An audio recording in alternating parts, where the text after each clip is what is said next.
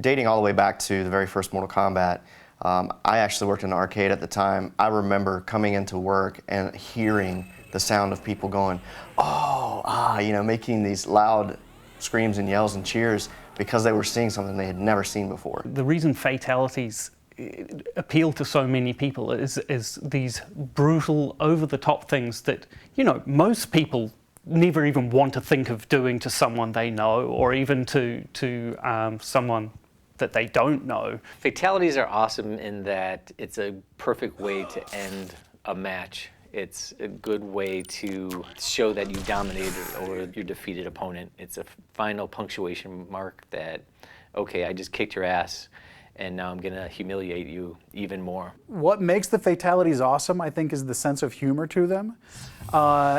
And I know it took me a while to get my arms around the mentality of them myself. And it's, you know, they're very graphic and very disturbing and disgusting, but there's an underlying humor to them that, you know, certainly is what defines my favorite ones. And it was kind of what made them enjoyable to work on for me, was you know, finding that humor and kind of bringing that out, you know, graphically and visually.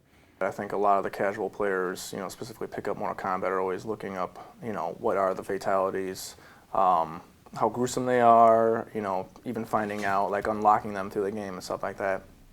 And I really think, you know, this game around, I think we really took it to a whole new level. Initially, we, you know, we try and come up with a brainstorming session, kind of get some ideas, or like think about stuff, and then we kind of all get together, me and the other designers, and go through, kind of bounce ideas off each other a little bit, and kind of formulate one really great idea out of all of us. And from there, we do a couple practices, try to figure out the timing, things like that. We go in the studio, we shoot the actual motion. From there, we take the data, process it, get it into the computer, exaggerate it well beyond whatever we shot so that we get like this really great performance with all the gruesome, brutal things that people come to expect from Mortal Kombat.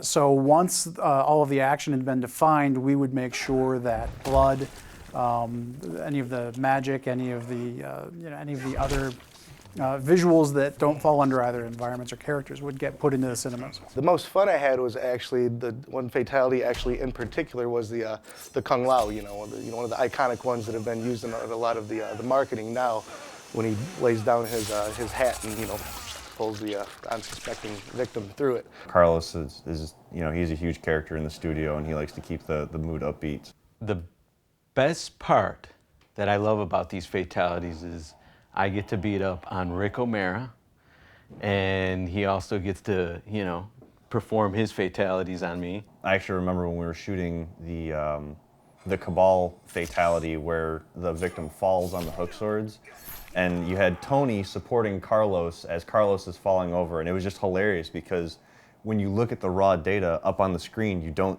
see Tony there, so he fell and it looked so perfect. It was hilarious. Maybe about like the third or fourth take, we start getting into more or less of the vision of the actual fatality, and it starts getting amped up with, you know, all that emotional content where you're getting into, you know, like, I really need to stab these knives into these guys' clavicle so that way the lightning will strike. You know, when you're doing it the first or second time, you're like, oh, I really don't want to hurt, you know, the other actor. When the other actor gives you the cue, he's like, hey man, just let go and really like hit my clavs. Having somebody able to draw off of that, and Ed sitting there going, oh my God, that's what I want. I need that. And trying to draw off of that, all that emotional content, and trying to get the best performance. My role on Fatalities was to make sure that once everything else was in place, that we had visual effects for the fatalities. So once all of the action had been defined, we would make sure that blood, any of the magic, any of the visuals that don't fall under either environments or characters would get put into the cinemas. Probably my favorite and most successful effects are the ones where we involve the most sleight of hand. The classic reptile fatality, getting his tongue to work, was one of those real coups. That's the sort of thing that, you know, there's not a cut and sun-dried system for doing. There were a lot of cheats and sleight of hands that we used to make that work. We use basically a beam, just an ability in the engine to draw a mesh from one point to another, basically attaching one end to Reptile's head and one end to the victim's head, and then introducing material-driven noise to that to make it seem as though there's an elastic tongue where really it's just a code-driven mesh that's going from one point to another. Yeah, some of the key points that we really try to focus on is to make sure that every fatality fits into the same look and feel as the others. We don't want one or another to kind of feel different. Each character had approximately 18 points of dismemberment.